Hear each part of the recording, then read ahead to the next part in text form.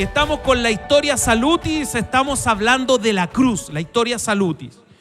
Y mi mensaje hoy se llama así: esclavo por amor. Esclavo por amor. Voy a hacer una introducción lo más rápido que puedo porque el tema está power, maravilloso, pero no puedo dejar de hacer esta introducción porque es el último sermón del año. Yo le quiero hacer una pregunta hoy día. ¿Cuántos quieren fe en esta noche? ¿Cuántos quieren fe en esta noche? Eso sonó. Doble porción. Un hermano hace un poco pidió una doble porción de unción y Dios se la dio. Dios se la dio y usted lo está viendo trabajar ahí con mucho ímpetu. Amén. Dios nos da una medida de fe conforme a su voluntad. ¿Sabía usted eso? Que Dios nos da una medida de fe. Que esto no depende de la fe que uno tiene. No es la fe de Rodrigo, no es la fe de Marbella, no es la fe de Dina. Es la fe de Cristo que pone en Ítalo. Por eso hay gente que tiene más fe, otros tienen menos fe. Pero, ¿a usted quiere tener más fe? Bueno, para tener más fe hay que hacer una sola cosa: ir donde el que da la fe y decirle: Señor, danos más fe. Los discípulos dijeron: aumentanos la fe. No sabían lo que estaban diciendo, pero no importa. Porque ¿sabe qué? Que la Escritura dice que Dios nos va a dar más fe y aumentar la fe a través de diversas pruebas. Amén. A través de diversas pruebas. Entonces, cuando nosotros nos vamos a Romanos 10:17, dice que la fe es por el oír y el oír por la palabra de Dios. ¿Sabía usted que la fe viene por el oír la palabra de Dios? ¿Sabe que el avivamiento más hermoso, el de Esdras, cuando vuelve Israel de la deportación de Babilonia, 70 años ellos vuelven a Israel, el avivamiento más hermoso que da el mejor modelo, el mejor ejemplo de la Escritura está ahí? Porque ahí lo que se hace es levantar la Escritura, leer la Escritura. Un hombre que Dios había preparado el corazón como Esdras, un hombre que Dios lo había formado. Él no fue cualquier persona que dijo: vamos, yo soy Esdras, ¿sí? y síganme a Israel, vamos a Jerusalén. ¿Y qué hay ahí? Bueno, hay una ciudad que fue asolada hace 70 años. Está en ruinas, quemadas, hay mucha vegetación silvestre, hay bestias salvajes. Y todos dijeron: ¿a qué no vamos? No, ¿qué vamos a ir? Y de repente, algo ahí en su pecho y dijeron: Esdras, ¿dónde dijiste que había que ir? A Jerusalén. No sé qué me pasa, pero vamos. Y se fueron a Jerusalén. Y Dios había preparado un hombre. Diga conmigo: Dios había preparado un hombre. ¿Sabe que usted está siendo preparado? ¿Usted está siendo preparada? ¿Usted quiere tener un gran ministerio? ¿Sabe que hay ministerios que duraron 6 meses? Juan Bautista, el más grande de todos. Ministerio de 3 años y medio. Y usted está diciéndome: pastor, yo lo único que quiero es que empiece mi ministerio. Amado, preocúpese de que Dios sea formado en usted, de que Cristo sea formado en usted, porque cuando venga el ministerio, afírmese. No lo quiero asustar, pero quiero decirle que en el tiempo de Esdras se leyó la palabra y ¿sabe qué ocurrió? Los israelitas comenzaron a decir: qué lejos estábamos de la palabra, qué lejos estábamos de la palabra, y comenzaron todos a llorar, y lloraron, y la reunión partió en la mañana y llegó a la noche y todavía decían: Esdras, sigue leyendo, tráiganme agua que mi boca ya está, mi garganta está seca, mi lengua está seca, sigue leyendo, estamos tan lejos de la palabra. Ese es el avivamiento que viene ahora. Este último sermón me permito hoy día levantar nuevamente una dirección profética para la iglesia de Latinoamérica. El nuevo avivamiento que viene es un avivamiento que nos va a hacer mirar la Escritura y nosotros vamos a decir: qué lejos estábamos de la Escritura, qué mistificado teníamos a Cristo, qué místico era el Evangelio. Se nos va a acabar la palabra: es religioso, no es religioso. Vamos a usar palabras que están ahí en la Biblia y nos vamos a dar cuenta que estábamos tan lejos de la Escritura que vamos a llorar y vamos a decirle: Señor, ¿cómo se hace? Pero Dios está preparando Esdras. Dios está preparando Esdras. Dios está preparando Esdras para que esos Esdras lean la Escritura y le digan: no hay nada que interpretar aquí, escuchen. Y cuando escuchen la Escritura, todos vamos a llorar, amén. Quiero decirle que los últimos sermones de estos 2 años, aleluya, yo les he predicado 1 Pedro 5:10 y termino cantando: mas al Dios de toda gracia, que nos llamó a su gloria eterna en Jesucristo, después que hayáis padecido un poco de tiempo, Él mismo os perfeccione, afirme, establezca y fortalezca. ¿Se acuerda que yo le prediqué eso los últimos 2 años? Y yo le decía que nos perfeccione, afirme, fortalezca y establezca. ¿Y usted qué decía? ¿Qué decía usted? Y yo le decía: después que hayáis padecido un poco de tiempo. Y nadie decía: amén. Pero pasó. Hemos padecido un poco de tiempo. 2 años hemos padecido. Nosotros como nación hemos padecido 2 años. ¿Para qué? Para ser perfeccionados, para ser afirmados, para ser fortalecidos y lo más importante, establecidos, firmes, con base, con fundaciones, con fundamentos. Definitivamente estamos siendo fundamentados. Diga conmigo: definitivamente estamos siendo fundamentados. Para decir eso tiene que abrir bien la boca. Definitivamente estamos siendo fundamentados. Amén, amén. Pero usted no se ha dado cuenta, yo sí. Estoy ahí viendo como testigo, como dice Hechos 1:8, mirando lo que Dios está haciendo allá en lo último de la tierra, nuestro país llamado Chile. Este año tenemos muy buenas razones de nuestra fe. Carlita no tenía razones de su fe. Ahora se puede parar a cualquiera y decirle de Cristo, dando razones. Dando razones.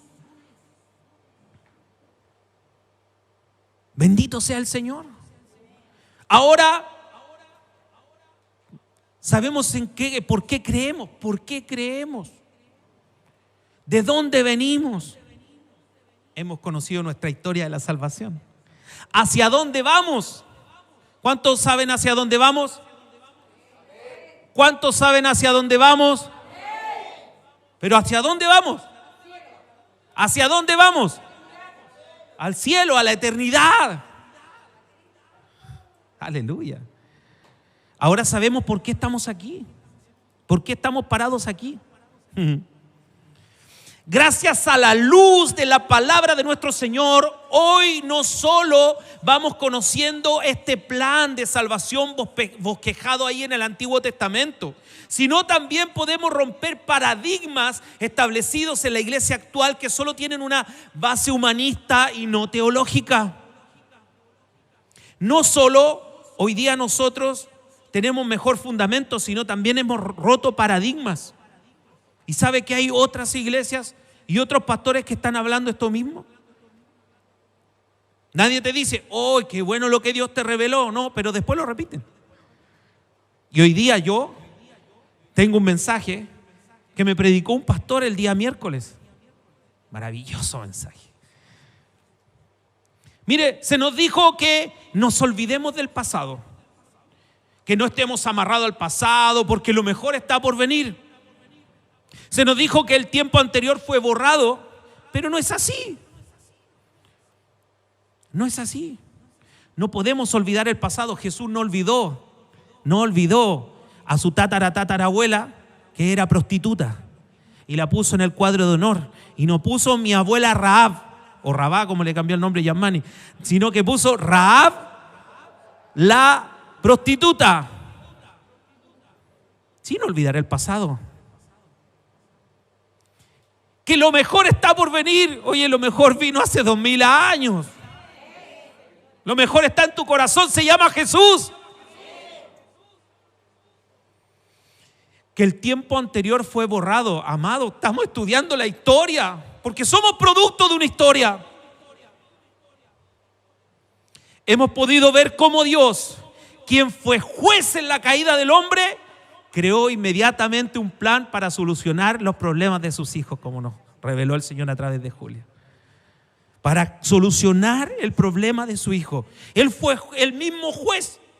Él dio un dictamen, pero inmediatamente de su juicio, él comenzó a crear un plan para rescatar a su hijo. Denle un aplauso al Señor.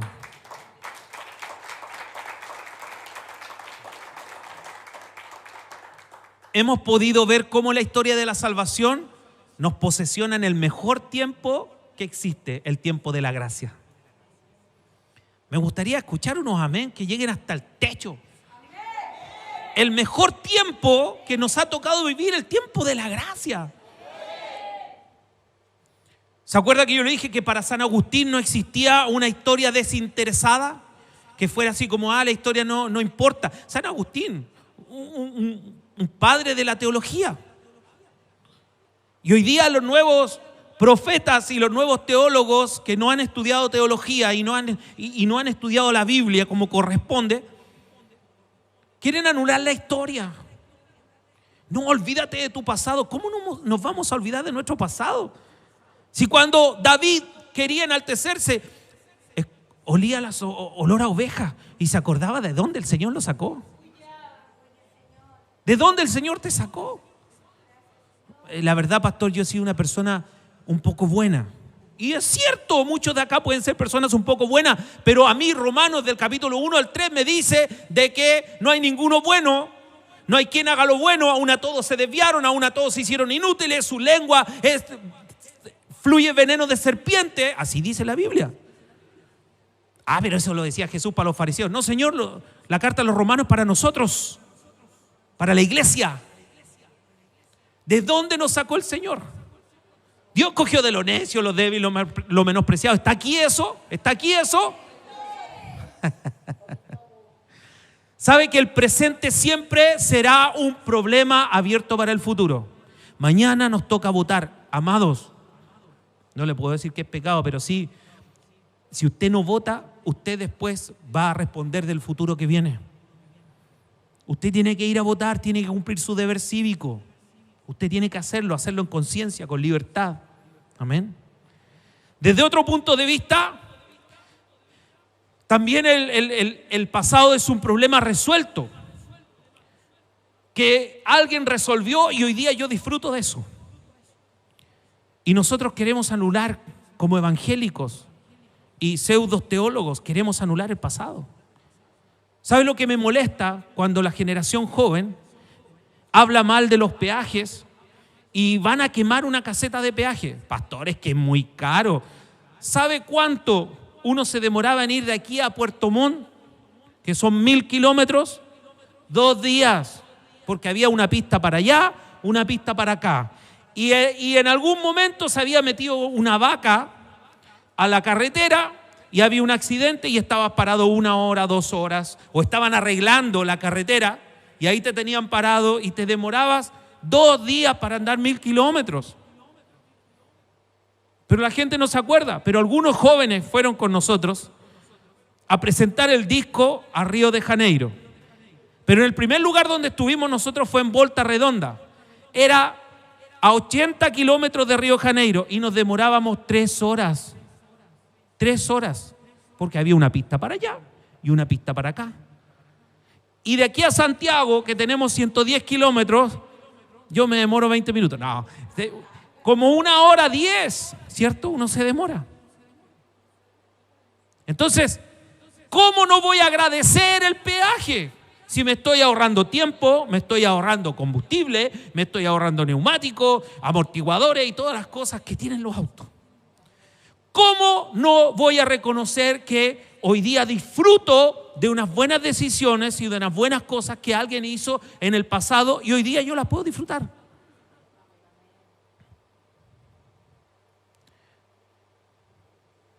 Mire, para la teología la historia es fundamental, porque nos genera sentido, nos genera dirección, nos da un fondo, una base para seguir adelante. Para el que solo cree en Cristo, son hechos que cuentan una historia fuerte de tortura, de crueldad, y a lo más en Semana Santa dicen, no vamos a comer carne. Pero para los que nacimos de nuevo, para los que somos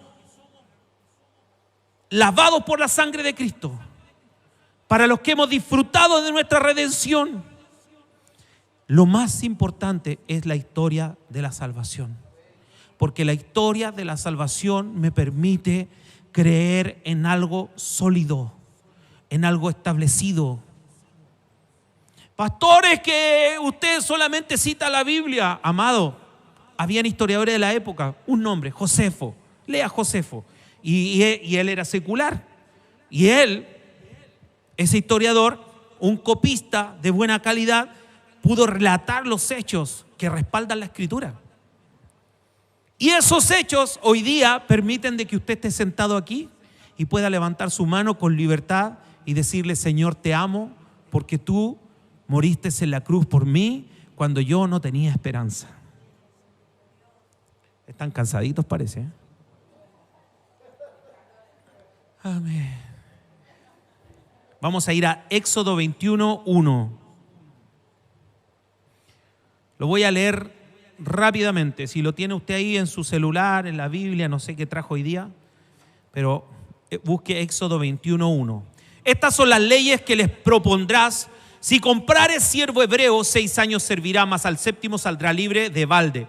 Si entró solo, solo saldrá. Si tenía mujer, saldrá él y su mujer con él. Si su amo le hubiere dado mujer y ella le diere hijos o hijas, la mujer y sus hijos serán de su amo y él saldrá solo. Y si el siervo dijere: yo amo a mi señor, yo amo a mi señor, a mi mujer y a mis hijos, no saldré libre, entonces su amo lo llevará ante los jueces y le hará estar junto a la puerta o al poste, y su amo le horadará la oreja con lesna y será su siervo para siempre. Y cuando alguno vendiere su hija por sierva, no saldrá con ella como suelen salir los siervos. Estas son las leyes para los esclavos. Más que leyes, son reglamentos. La esclavitud que existía entre los antiguos israelitas era muy diferente a la esclavitud de los tiempos modernos, a la esclavitud que se conoció, ¿verdad?, antes de ser abolida, por ejemplo, en Estados Unidos. Era muy distinta. También debe recordarse que Moisés no instituyó ningún tipo de esclavitud. Las leyes relacionadas con la esclavitud que están ahí en el Éxodo, que están en Deuteronomio, tienen el propósito de generar reglamento y poner límites muy estrechos para darle fin a la esclavitud propiamente tal. Era como el caso del divorcio. Moisés puso reglamento, la carta de divorcio y todo eso. ¿Por qué? Porque sencillamente ellos lo único que querían hacer era tener a la mujer como útil, y cuando ya no les servía, la desechaban. Y había una calidad de hombre judío que obedecía a un machismo extremo. Y todo lo que recibía la mujer o tenía la mujer pasaba a ser del hombre cuando se casaban.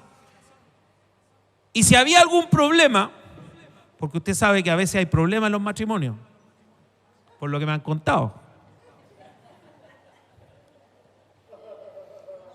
Puntos de vista distintos.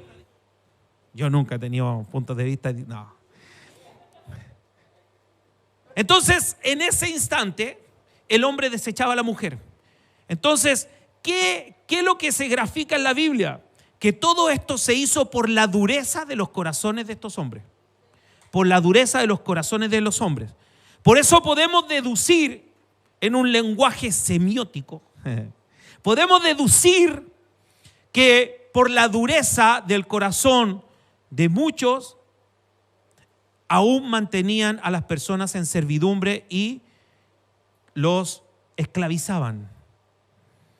Entonces, Dios le dio leyes muy estrictas a Moisés para que hicieran la esclavitud como algo muy leve, que le dieran mucha libertad al esclavo. Una de las regulaciones que tenían para reprimir la esclavitud era que si un esclavo huía de su amo, una persona lo ubicaba y lo quería devolver a su amo, eso era sencillamente un pecado. Si el tipo era esclavo y huía, nadie podía hacer que volviera a su amo. Solo su amo lo podía ir a buscar donde lo encontraba. Pero si usted iba a buscar a ese esclavo y se lo devolvía, usted estaba en contra de la ley. Esos reglamentos tenían un objetivo, que esta esclavitud fuera muy diferente. Una esclavitud con la puerta abierta. Una esclavitud sin cadena. ¿Me va entendiendo? Historia de la salvación. Historia de la salvación. Esclavo por amor. Con una ley como esa ustedes pueden ver claramente que nadie tenía que permanecer en esclavitud, porque si quería huía y nadie lo iba a pillar. Ahora, si un hombre se puede ir cuando quiera, si un hombre puede decidir salir de esa esclavitud, es una cosa muy distinta a lo que nosotros conocemos como esclavitud. Por eso no nos cuadra un poco que haya leyes sobre la esclavitud, pero por la dureza del corazón de hombres que esclavizaban a otros, se tuvo que hacer estos reglamentos que eran un solvente para resolver el tema de la esclavitud. Por ejemplo, habían personas que le debían a alguien y ellos para pagar se vendían como esclavos. El hombre, por ejemplo, que cometía un robo recibía una multa equivalente a 7 veces la cantidad robada. Y en vez de que el país cargara con el gasto, como nosotros cargamos, ¿cierto?, con los prisioneros que están en la cárcel, en las cárceles concesionadas, cerca de 700.000 pesos vale mensualmente que una persona esté en la cárcel. Eso le cuesta al Estado que somos nosotros. Bueno, ellos habían deducido que esa misma persona podía pagar con esclavitud dándole el servicio a la otra persona. Porque esa persona no tenía para pagar, esa persona sencillamente si había robado era porque tenía mucha necesidad y si estaba en extrema pobreza también podía ir a hacerse esclavo y el amo tenía el deber de darle techo, vestido, comida, alimento, todo. Entonces, aquí la ley establece, por ejemplo, si un hombre se vendía a sí mismo, tenía la libertad en algún minuto de abandonar la casa de su amo cuando le diera la gana. Ahora, si él tenía que pagar y se iba, todavía seguía la deuda. Él estaba en un problema con la ley. Entonces no miremos a los amos como gente mala. ¿Por qué? Ya nos vamos a dar cuenta por qué. Porque nos da la impresión al ver una esclavitud de un carácter tan leve como que sencillamente se sometía a alguien a esclavitud, y aquí no se sometía a alguien a esclavitud, sencillamente la persona se sujetaba a su amo. ¿Cuál es la diferencia entre someter? Ítalo, ven rápido. Ven corriendo. Me contaron que usted juega a la pelota, así que puede correr rápido. ¿Qué es lo que es someter, cierto? Yo lo tomo y lo someto. Eso es someter. Lo someto como esclavo. Sin embargo, tómame el brazo. No, tómame el brazo así. Él se sujeta a mí. Él se sujeta a mí. Ítalo, ándate. Él se sujeta a mí. Y para irte, ¿qué tienes que hacer? Dejar de sujetarse. Pero él tiene la voluntad de sujetarse, que es diferente a someterse. La esclavitud, gracias hijo, la esclavitud que nosotros conocemos es una esclavitud donde la persona es sometida. y el dueño podía hacer lo que quería con él. Entonces hemos malentendido la esclavitud bíblica. La esclavitud hebrea era muy distinto. Era una esclavitud de puerta abierta.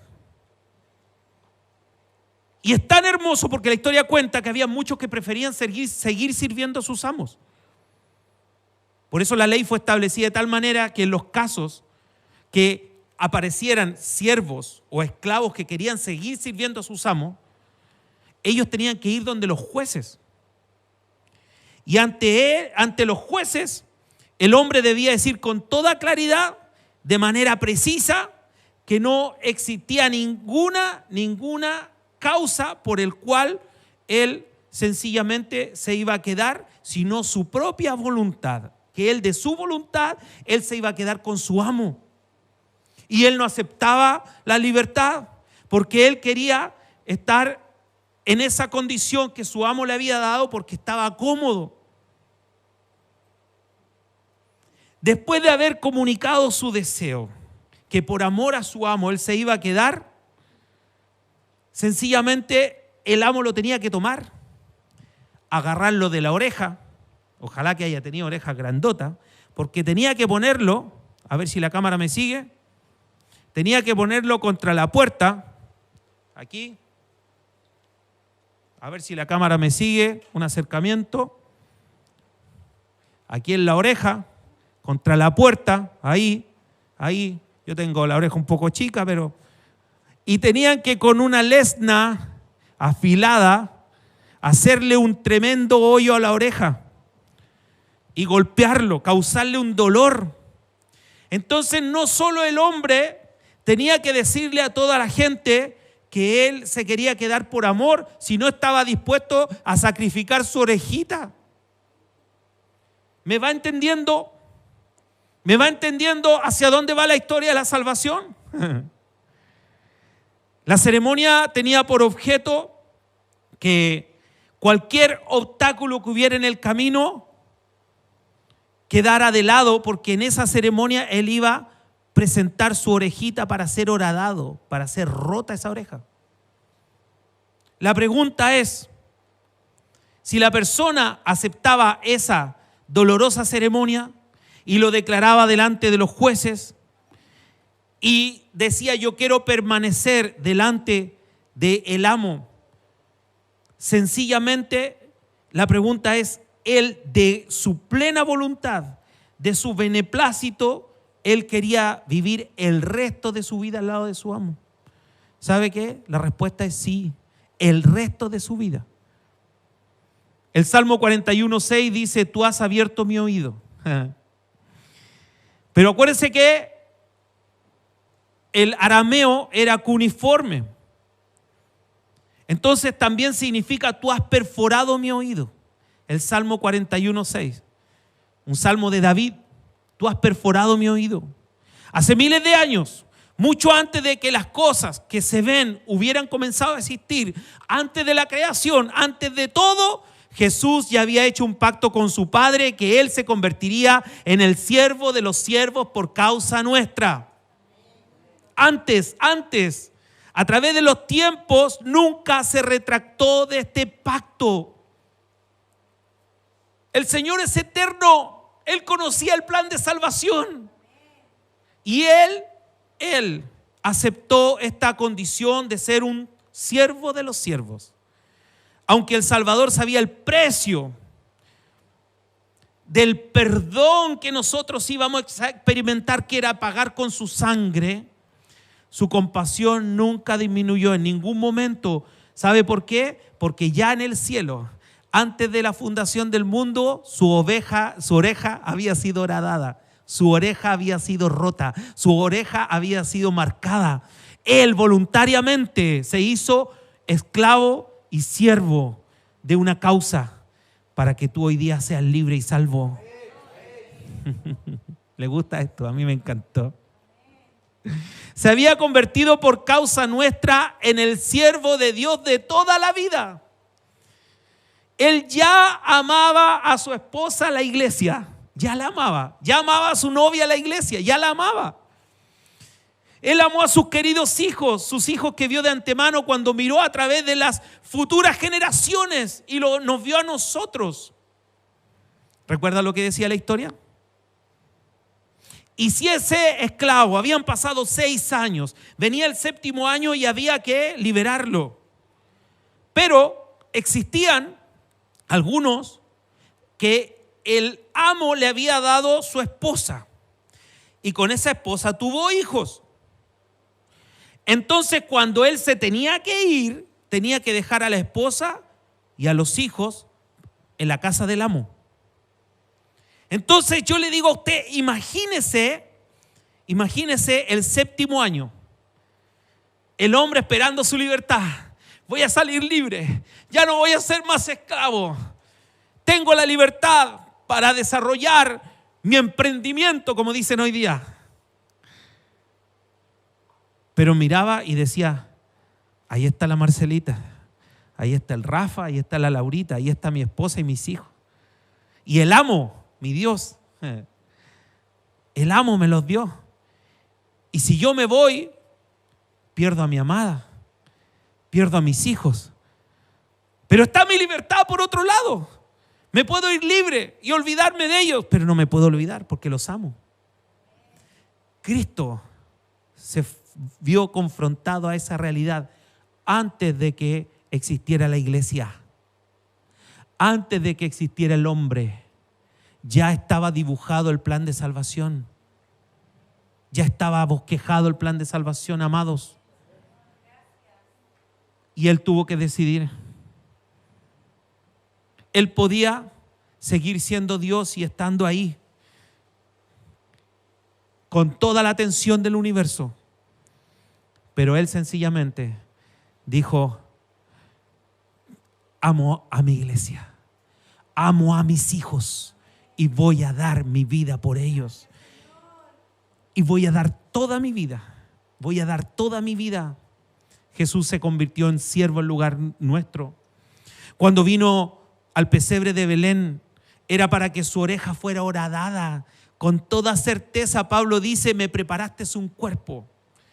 Y ese pequeño bebé que estaba ahí en un pesebre tenía la oreja horadada. Estaba encadenado al servicio de Dios cuando fue encontrado en forma de hombre, cuando Él se manifestó como un hombre, siendo la palabra, siendo el Logos y se hizo carne. Él ya estaba con su oreja horadada. Se hizo obediente hasta la muerte y muerte de cruz cuando se acercó a las aguas del bautismo en el Jordán. Porque su oreja estaba horadada, dijo, conviene cumplir toda justicia. Conviene cumplir toda justicia. Entonces fue como si Jesús se presentara ante los jueces diciendo con toda claridad que él amaba a su Señor, y del cielo se escuchó a decir, este es mi Hijo amado en quien yo me complazco. Si va a aplaudir, hágalo fuerte.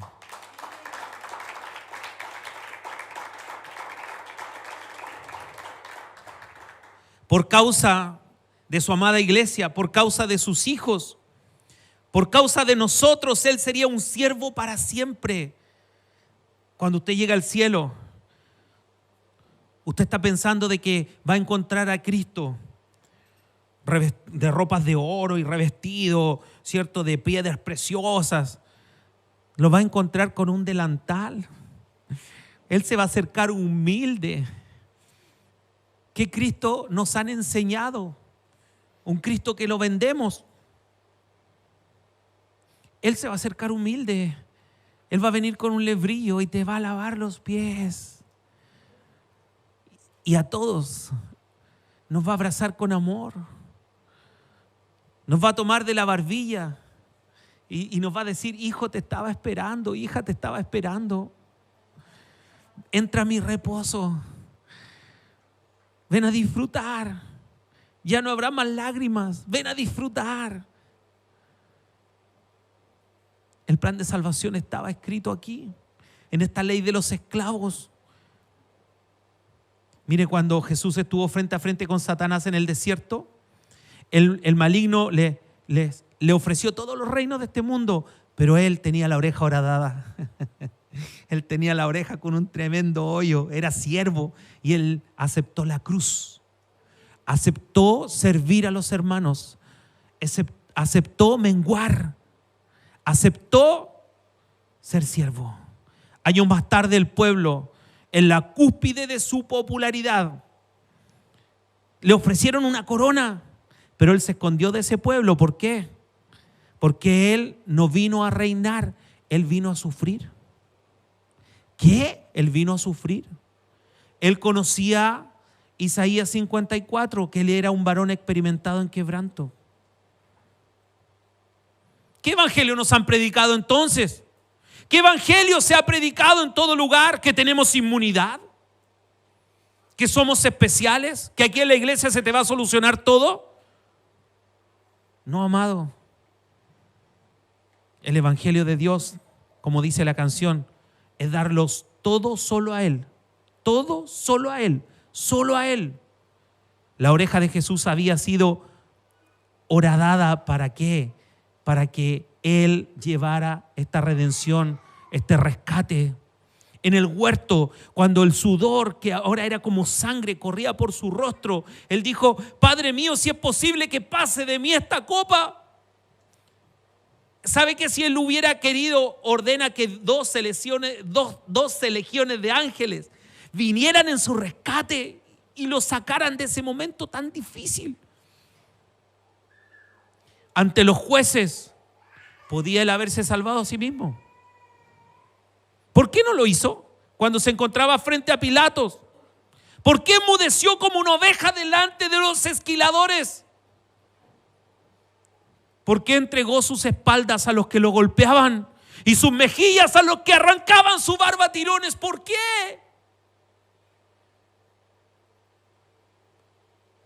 ¿Por qué aceptó a morir y derramar toda la sangre de su cuerpo y que su corazón prácticamente reventara sobre una cruz y que de su cuerpo emergiera agua y sangre de su costado? Todo fue debido a que había tomado nuestro lugar. ¿Y eso cuándo fue? Antes de la fundación del mundo. El plan estaba escrito antes de la fundación del mundo. Él tenía que completar su obra. Estaba escrito. Su oreja había sido horadada y no podía abandonar a su iglesia. No podía abandonar a su novia. No podía. Él no aceptaría ningún tipo de liberación. Que hubieran venido los griegos, los espartanos, no sé, a liberarlos ahí de los romanos. Y ahí decían de abajo: a otros salvó y a sí mismo no se puede salvar. Y él mostraba su oreja horadada. No. Me puedo salvar a mí mismo, pero no quiero. Me puedo salvar a mí mismo, pero no quiero. Por amor a ti. Por amor a ti. Por amor a ti. Como ese esclavo que iba a ser libre. Como ese esclavo de puertas abiertas. Pero ahora tenía ya en la casa del amo. Tenía a su esposa, tenía a sus hijos, tenía la iglesia, tenía a Ítalo. Tenía a Javier, tenía a Emilio. Tenía a Fernanda, tenía a Daniel, tenía a Luis, ahí. ¿Y qué hizo él? Dijo: doy mi vida por ti. Fíjese, una ley para los esclavos que nos grafica el perfecto plan de salvación. La historia salutis inmersa en un reglamento para los esclavos. Qué maravillosa es la escritura. Qué crecimiento estamos recibiendo, iglesia. Y no es para que tú engordes, es para que lo que tú recibas lo repartas y lo des y lo entregues. Bendito sea el Señor. Estoy concluyendo. Amén. A ver si está Nicolás por ahí. Le quiero hacer una pregunta. ¿Acaso tu corazón elige deliberadamente vivir bajo la esclavitud de Satanás? La pregunta es que sí, la respuesta es que sí. Tú eliges vivir bajo la esclavitud de Satanás. ¿Y sabes qué hace el diablo? También él tiene una lesna y también te pone contra la muralla y con mucho dolor viene y golpea y te rompe la oreja. Y muchos quieren reformarse a sí mismos, muchos quieren cambiar, muchos buscan una solución. Y cuando me presentan una solución que no es Cristo, yo le digo, dale una oportunidad a Dios, dale una oportunidad al Espíritu Santo. Si alguien quiere ser libre, él mismo hoy día puede romper sus cadenas. Él mismo puede romper sus cadenas. Si alguien quiere ser libre, él mismo puede salir de esa puerta y no venir más a esta iglesia y no servir más a Dios y olvidarse de Dios. Pero si alguien ha entendido esta palabra y este mensaje y ha entendido el plan de salvación perfecto, voluntariamente tomará el lóbulo de su oreja y le dirá: Señor, aquí estoy, hace el hoyo más grande que tú quieras, hace la perforación más grande que tú quieras, porque yo no soy esclavo en cadenas, yo soy un esclavo por amor, y esta noche me quiero graduar como un esclavo por amor. Esta noche yo vengo a presentarme como un esclavo por amor. Esta noche yo vengo a este lugar a entregarme por completo como un esclavo que quiere estar en la casa del Señor, que tiene a su esposa y a sus hijos que Dios les dio,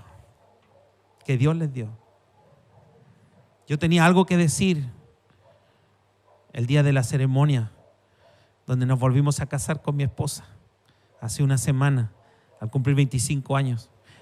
Y tenía que decir algo que no lo dije, pero lo aprovecho de decir ahora, que desde el día que nosotros nos casamos, partió la bendición en mi vida. Amados, es así. Yo había conocido el fracaso, yo había conocido la frustración, y el día que nos casamos con esta hermosa y bella mujer, partió la bendición en mi vida y no ha parado hasta el día de hoy.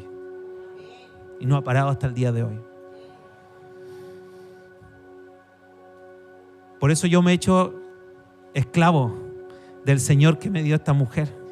Me he hecho esclavo voluntariamente del Señor que me dio a mi Rafael y a mi Laura. Y quiero servirle para siempre. Quiero darle mi vida entera. Y le quiero decir al Señor que yo sé que me está mirando. Aquí está mi oreja, Señor. Aquí está mi oreja. Ven, Señor, trae la lerna espiritual. Pon mi oreja ahí en la puerta y clava la lerna ahí en la oreja, porque quiero ser tu esclavo. Quiero ser tu siervo. Quiero ser tu siervo por amor. Si usted se quiere graduar hoy día y ha entendido este mensaje de un esclavo por amor, venga a arrodillarse aquí adelante.